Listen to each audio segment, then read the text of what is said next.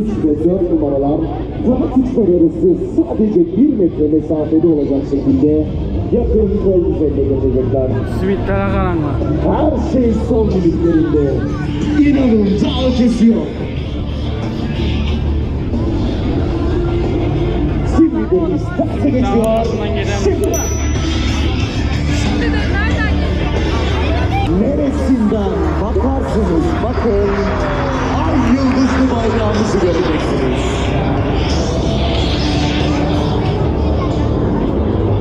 Dikkat etmek için konuşa başladılar.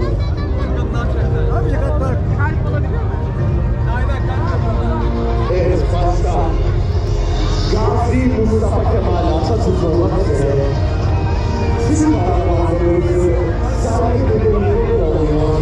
Birinci yıl öncesine Atatürk için hepimiz için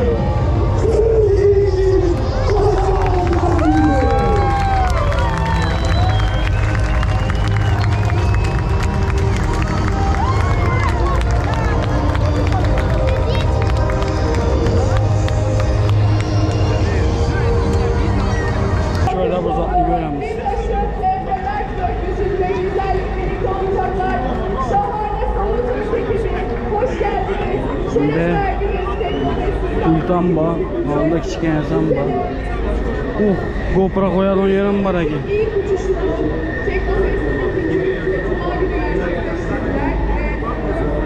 Ne o iken bu?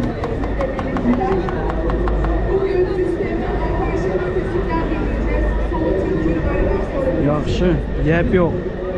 Samolyot işte. Bu kollamak yasak dedim, ben kollapma. Asla yavaş bakmanı görür müsün? Ne verdin o? Atatürk son hazırlıkları yapıyor. Saati bunu oyken bilim ben de. şu anda yüz binlerce insan İstanbul Atatürk.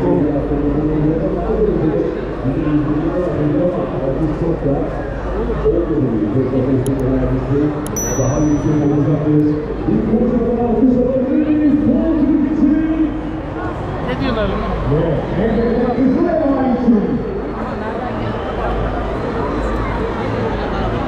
Birerle görelim hanım.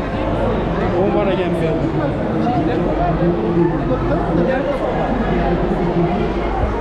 Burada şunu zatlaram ba. Şey yapıştı bu. Şu patrol şimdi. Gördüm. Aha. Bence çok var. Gel. Tamam, burada işte.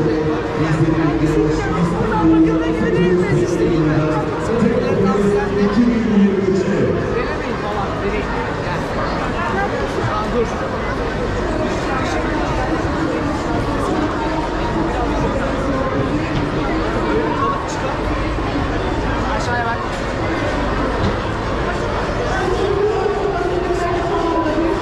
Öldü. Şunu yaraksa da gel. Bir de numara oldu.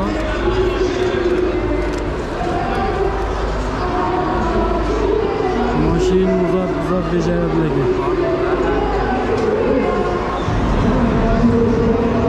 Dальше gider. Dальше nova.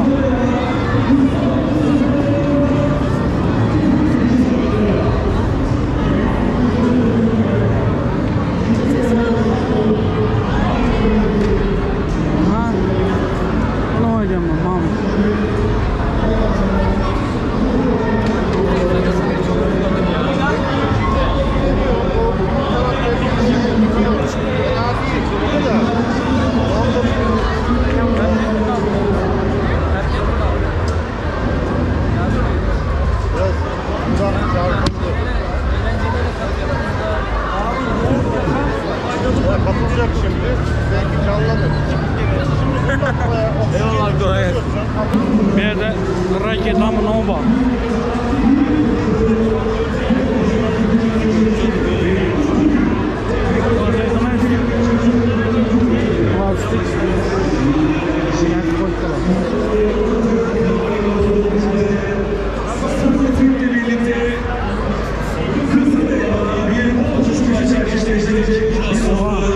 Ve yine Bir ayaklarını göremez.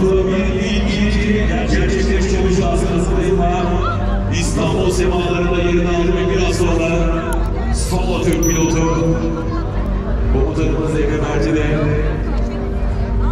gökyüzüne doğru göreceğiz kendisini.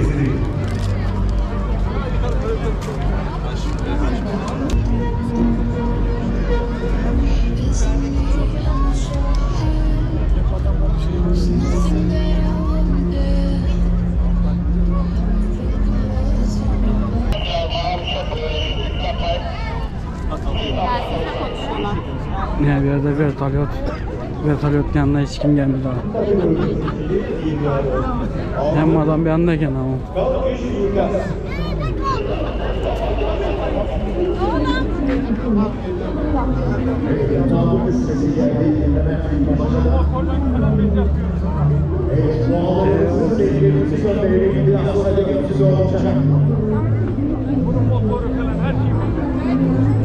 Yanlışmasam bu adam içine binmeden otomatik kullananlardan yani bir stok şişmiş. Benim karakterimdir diyen Mustafa Kemal Atatürk'ün gösterdiği yolu uçmak özgürlüktür. Özgürlük sol Türk'tür diyerek bu otobüs kahraman savaş pilotları aydınlatıyor. Hem savaşta hem barışta çeliğe ruhunu katan göklerin korkusuz kartalları aydınımızı gölgesinde geleceğe gururla taşıyor. Ne tam var eken? Hemen zaten bana bilsin. Güzel iki adam oturdu okşudu elde de izle. Sizlerin sağ tarafından Kızıl Elma ve Solo Türk pilotu komutanımız Emre Mert biraz sonra dünyada birinci gerçekleştirerek kol uçuşu gerçekleştirecek. Becer koçlarına karanlamın.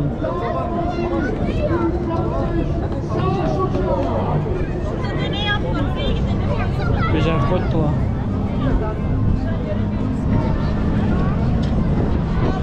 Kolunu bayağı yağdı. Karasanızlar ama. Dur şuna karanma. Yadır hava.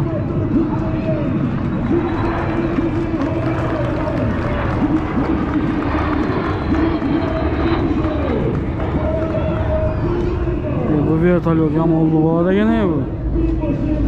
Ağzından da 10 metre var bu ne kadar. 10 metre 15 metre yani. Yaxşı yaldaydı. O zaman ya vertolyot yanına gelgende engili bürmeyle dediler, zat dediler da bugün bombalan getne. Kolunu götürsen hem kolun değil miydim da. Kolunu götürsen hem kolun değil miydim. 2 metreden köpürak bu boy. Yani dank koyganda.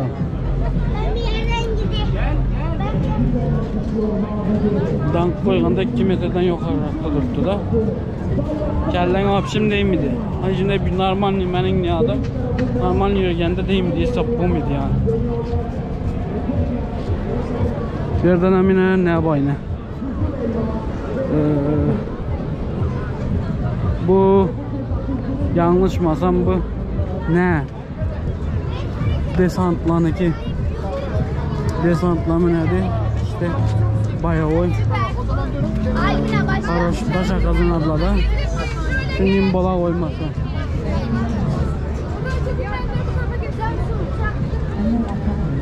Şunu da koyayım onunla. Ana koştular. Nerede ne bir su var? Aslında işin yıla kattı getirdi ne? Güzel. Adından belli koydular karının adını. Arı, baları. Oksidan. Bir yerde yine. Ne? Bir yerde ne eken? Şunu görelim. Sağlık olsun. Oh! Drone. Drone'lar. Sağ ol he.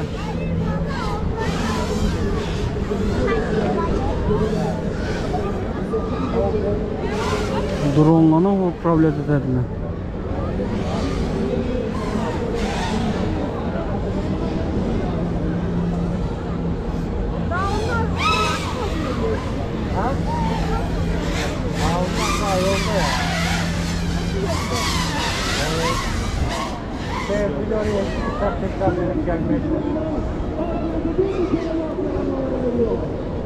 Be.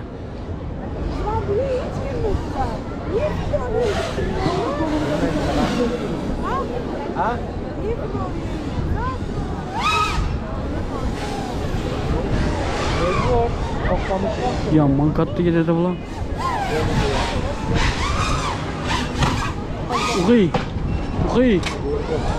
Bitti, ömrü bitti.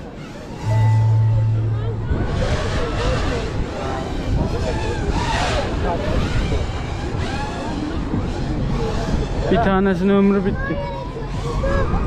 Kalkar mı acaba yani? Kalkmaz o. Kalkmaz mı? Bitti o. Ya normalde onu yani o çarptı diye bozuldu bence. Bozulmasa kalkabilir mi? Şeyi bitti onun.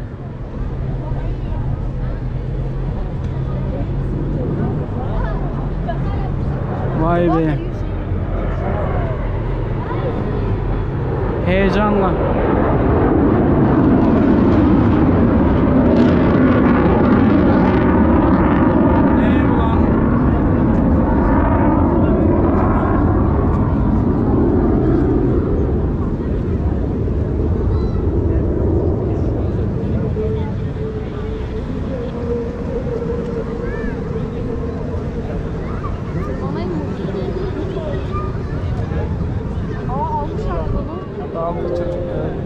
The race is completed.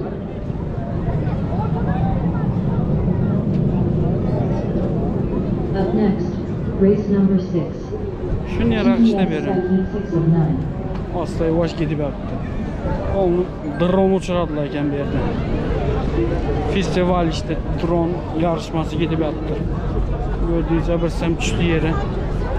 Göründüm, görünmedim bilinmenden. Şunu yarak. Ne verdi yine? Gigant. Bir ne bak. Gigant samolyot. Buna minip olamayacağım, minip koymayacağım.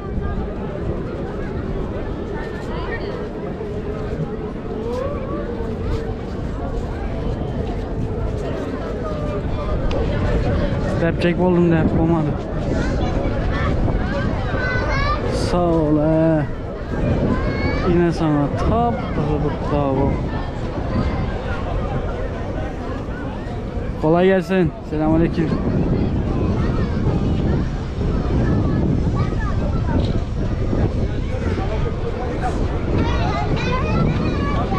Be muğakaran her samolyotun özünü kuşu var okşadı, ondan dört karanlık kuşu.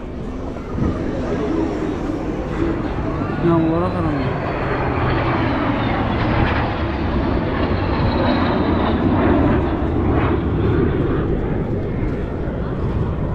Karanlık samolyota. Manyak takla. Bir de ponla neyle getib attı olsun.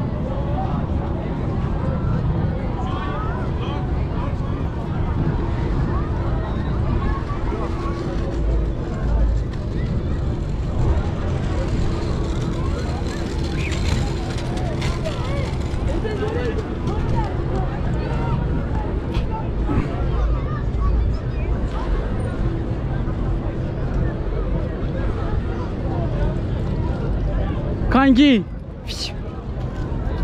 Pardon. Bir dakika. Bakabilir miyim? Bir dakika. Nasıl bir şey bu? Kendiniz mi yaptınız bunu? Şöyle 400 yıl önce Maşallah. Güzel. burunlar o yüzden çok sağlam. Canlı, karanlık. Evet. Hem zaryatga bo'ladi, bir azroq durmaysan. Samonkada yaxshi, gap yo'q.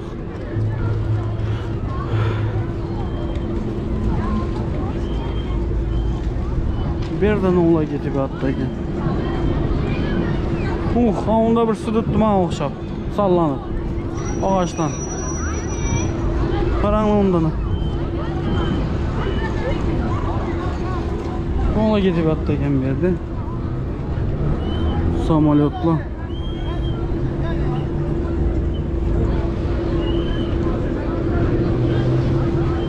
Birden ola ekan.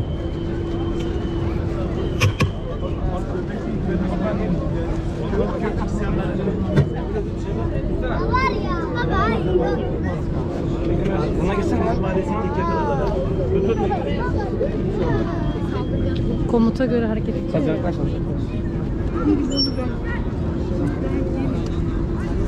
Ünal neredesin? Buradayım burada.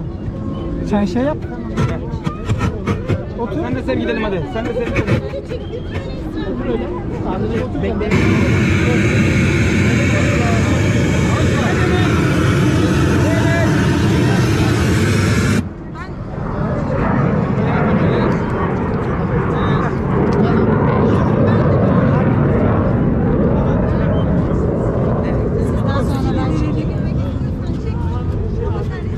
Hep gözleri sahibinde. Bakıyor ona. Baba bak. Otur. Geçeyim. Ben böyle dursam olur mu? Tamam böyle çek. Tamam. Beni böyle çek. Ben fazla temas etmek Bir saniye. Bir saniye. Bir müsaade eder misin? Çekiyorum. Tamam böyle. Yanında durman bile mucize, korku salıyoruz ya. Aynen. Teşekkür ederim. Sen de çekip geç. Bekle. Şu arın yıldızı bozo. Aslanım. İsmail. Hayır. Otur bakalım. Sadece yan tarafına geç. Bekle.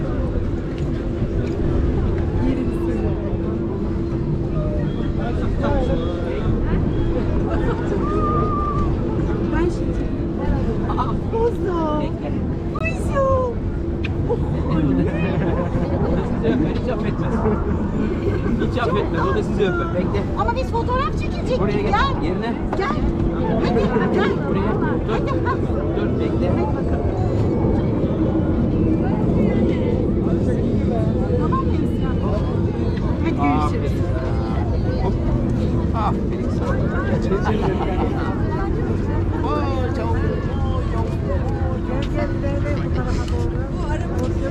Hadi tamam.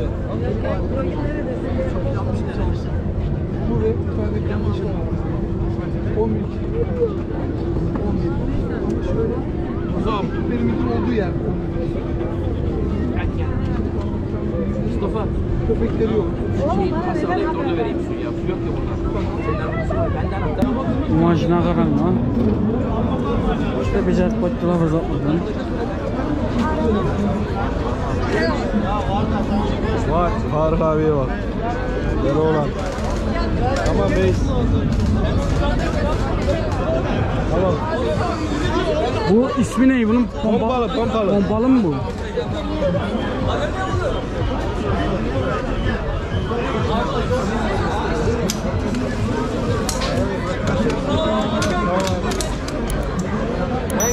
Özünce biledi.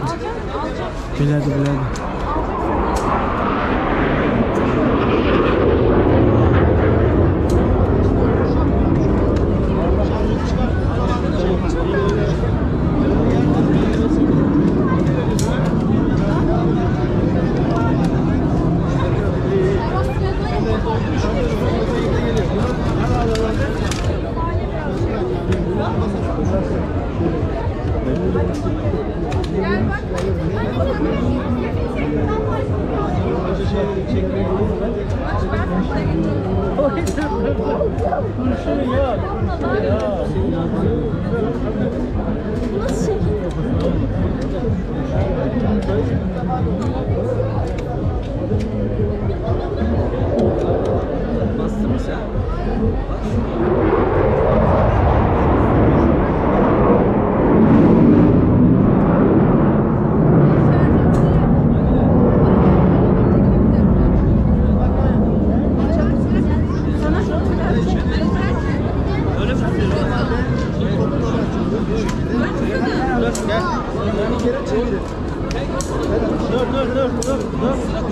Dur. Yavaş şimdi onlara mı baksın?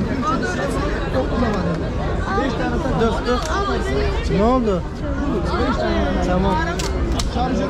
Barış çekildi.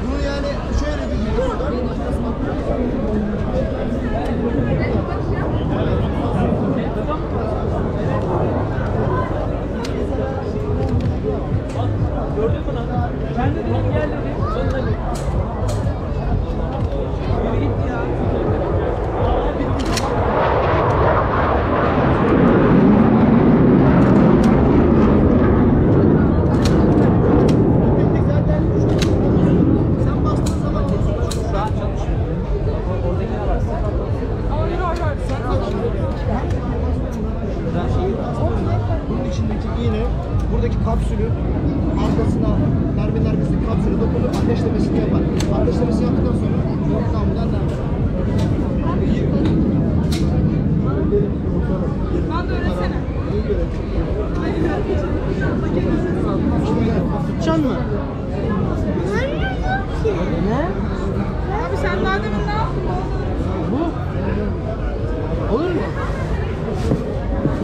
Biraz ağır ama. Tutmaya çalış. Dur. Yanlış tutacağız. Sağ elin hangisi? Şu. Pompalı tüfek. Bir yere durgandan bir. Yüreğin yarı böcek çubak.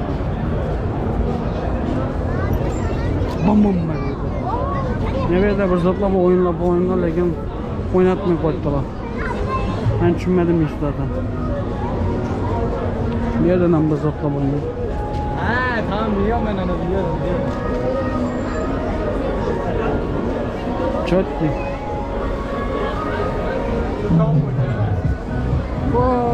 Bu ne mi?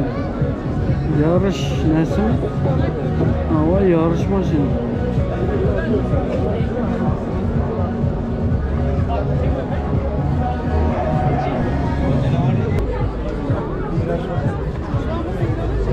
Yarış arabaları.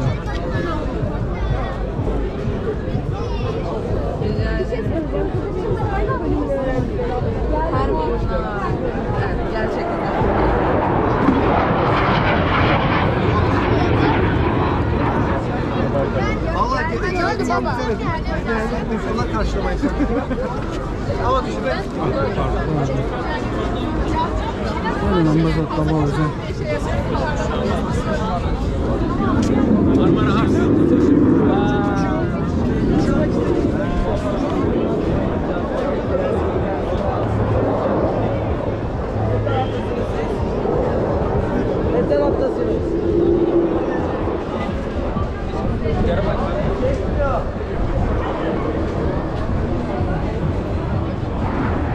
Aylanın uzdan.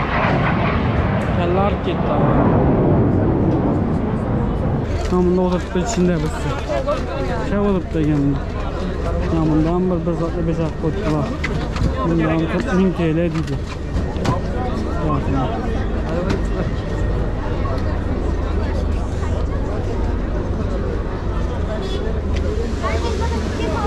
Yerden bir drone. Arabalar onlar. bir tane deneyim yok.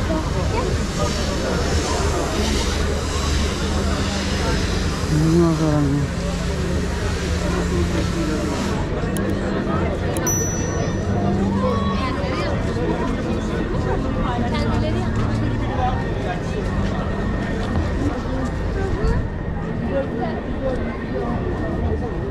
İşte şunu imzam. Şimdi burada becerim. Gelen koymalım ya.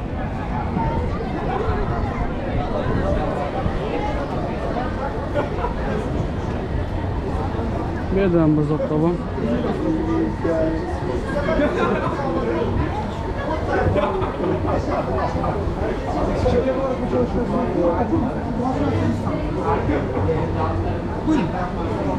Selamünaleyküm. Nedir bu abi? Bu haritalama drone'u. Bölgenin 2 boyutlu haritasını ve görüntülemeyle görüntülerini çıkartıyor. Bu sayede işte bölgede tespit etmeniz gereken haritadan tespit etmek istediğiniz her şeyi tespit edebiliyoruz. Gerek bir depodaki ürün miktarı olsun, gerek mesela bu alandaki insan sayısı veya uçakların sayısı diyelim, bunları tespit edebiliyor. Veya işte topluluk içinde bir yetişkinler içindeki bir çocuğu bulabiliyoruz bunun sayesinde. Burada işte muhtarımız var bu projeden tamamen bağımsız olarak başka bir proje olarak.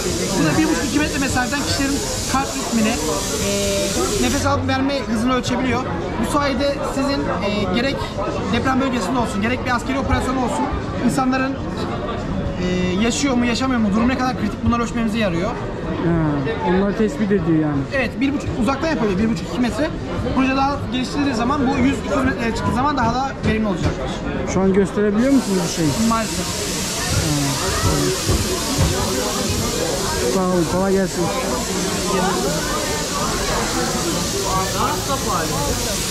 Tabii. Evet evet. İnanılmaz daha safari. Yani normalde bir balık tanınamayacak safari. Fakat buradaki Onuma geldi.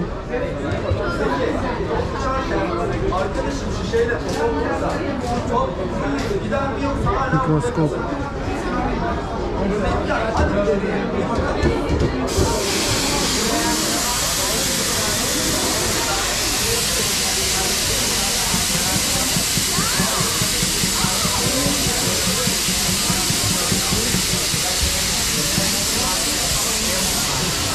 Çok ucuna uçtu. Şimdi ilk başta neden uçmadı? Sonra neden uçtu? Sizce neden? Şimdi peki yavaş vurduğu zaman neden uçmadı? Şu anda mesela yine yavaş vursa, bak yine yavaş vurdu ama uçtu. Az önce neden yavaş vurunca uçmadı? Evet, peki hava ne yapıyordu ona? Bir fikri olan var mı? Basınçla alakalı ama basıncın nesi? Şimdi şöyle, bizim Bernoulli'nin akışkanlar ilkesi dediğimiz bir ilkemiz var. Ona göre yüksek basınçlı hava burada bir düşük basınç alanı oluşturuyor. Düşük basınç alanındayken de atmosfer topun dışarıya çıkmasına izin vermiyor. Arkadaşım atmosferden daha güçsüz vurduğu zaman top dışarıya çıkmadı. Ama ne zaman ki arkadaşım düşük basınç alanındaki topa atmosfer basıncından daha yüksek bir kuvvetle vurduysa o zaman dışarıya çıktı. Şimdi bir sorumuz daha var. Hadi top uçuyordu. Topu ağzınızla da üflediğiniz zaman uçurabilirsiniz. Peki sizce havuç da uçar mı? Yoksa savrulur mu? Bir bakalım uçacak. Çocuklara göre fen dersi güzel. Ama bunlar daha...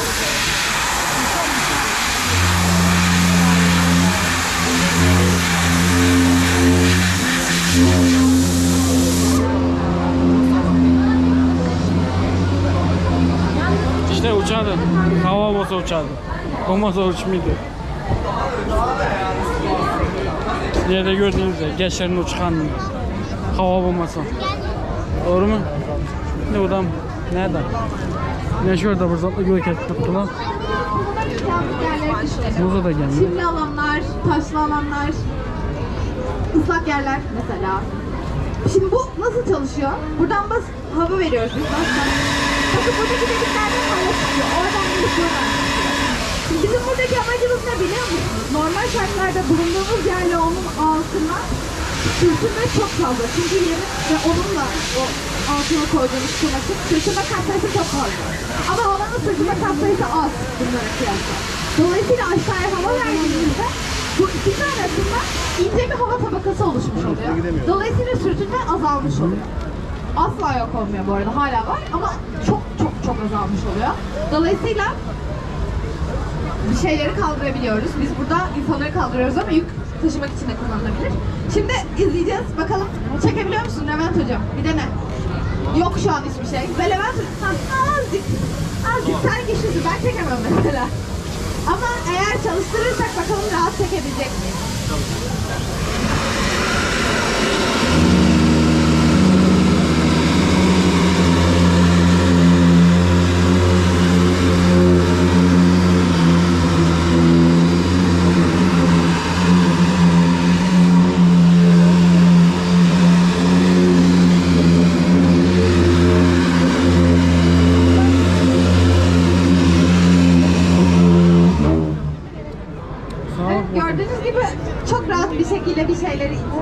geldik. Şimdi buradan birkaç şanslı arkadaşımıza deneteceğiz.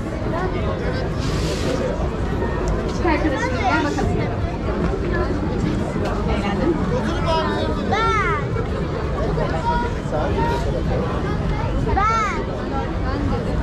Ben de.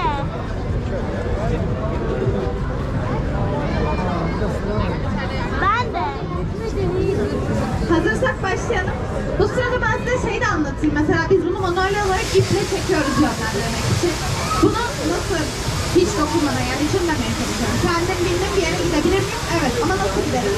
Bunun altına bir eşit demiştim ya her tarafına hava veriyoruz. Eğer siz bunu bir şekilde manipüle edip sadece mesela ön tarafa gittiğini düşünün havanın. Bu tarafa doğru bir hava akışı var. Ne olur bunu geriye ettirir. Eğer arkaya doğru olursa bu hava akışı beni geriye ettirir. Sağa sola yani bu şekilde eğer altta eğer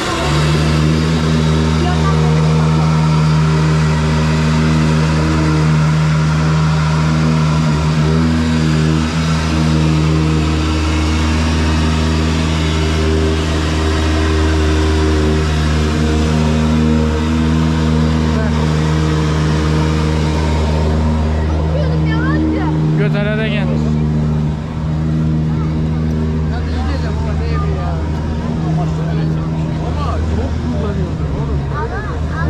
Götele hadi.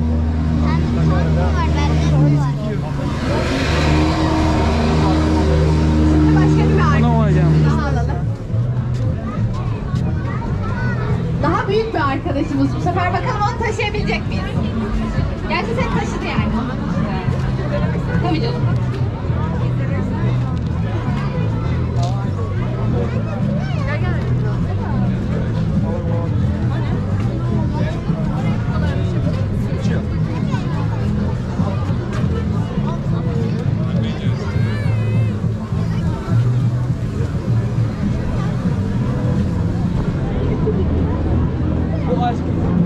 Bu sırada yayınlanmaya varsa onlara tekrar anlatayım ben. Burada gördüğünüz yazıma da hovercraft.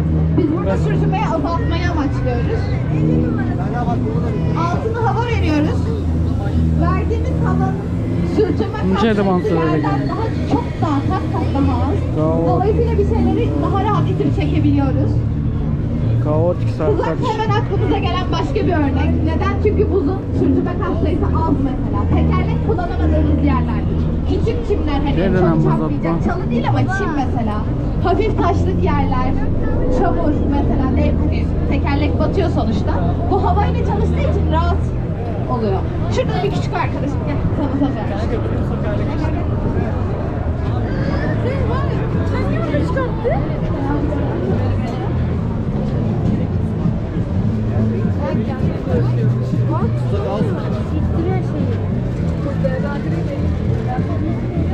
Yani bu sonsuza kadar Maganit.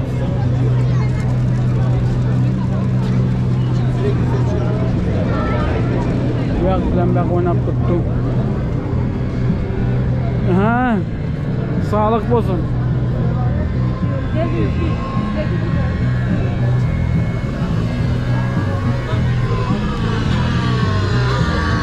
Birincilik kazandın mı? Ha, daha kazanmadın.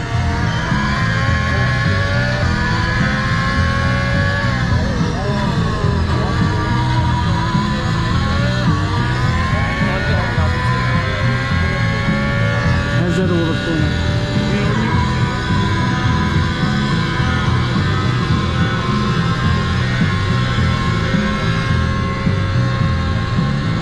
Bağımla karanlığı.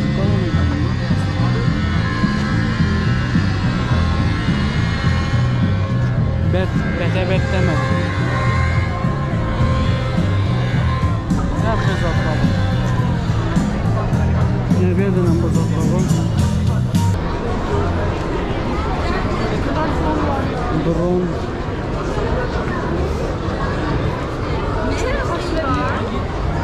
Hayır.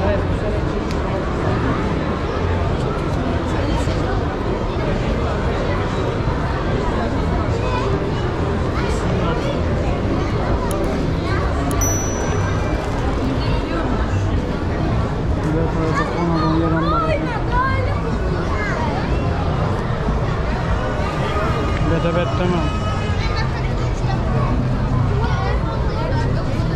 Karşı gitemiz. Üye gitmek için eli kök yürümeleken da. Çünkü gökes batırmanız beraber çetten.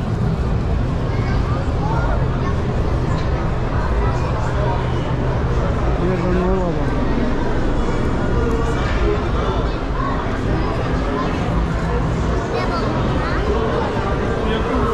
Elektrik üretedi. Allah. Elektrik üretedi bu. Dalşi.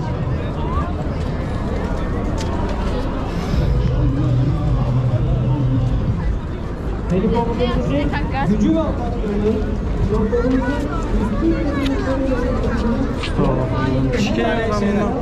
Ben şuzatlı kalanman da şöyle bak.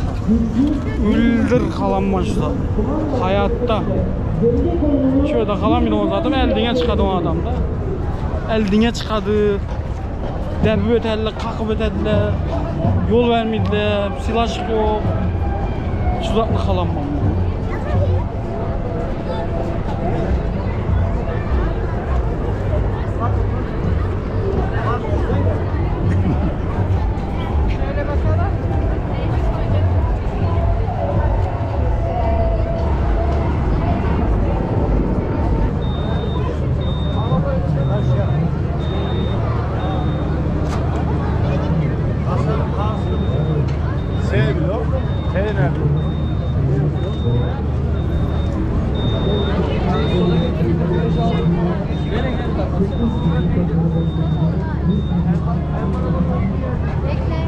Estağfurullah.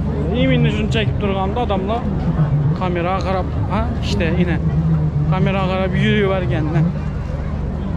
Tövbe. Yaxlı. Davay. Şunu yürək bir zat özə. Bu da biraz tuttu. Bugün ben devam edeceğim. Ya çok sıra var. Onlar da 5 saat bekliyor. Yarın 9'da çıkıyor. İşletti. Yettese. Bum.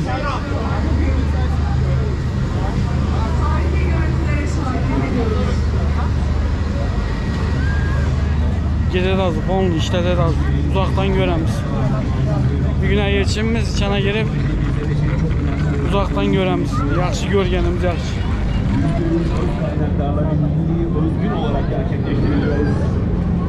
Bunda adamlar tayinlaşıp tuttu kaskelerini, giyimlerini, zatlarını giyip. Geliştiren bir topluma dönüşmesi bu konuda farkındalık oluşturmayı hedefliyor. Uzakraktan göremiz. Qarasa adamlar çıkıp dörtlendi. Bığan adama karanla. Girişte uçun kellim adam öyle çıkışta hazıra kadar. He? İnanıyoruz ki burada bu uçaklara dokunan binlercesi bizim geleceğimiz olacaklar. Bizim bağımsızlığımızın temsilcisi olacaksınız gençler. Gitti.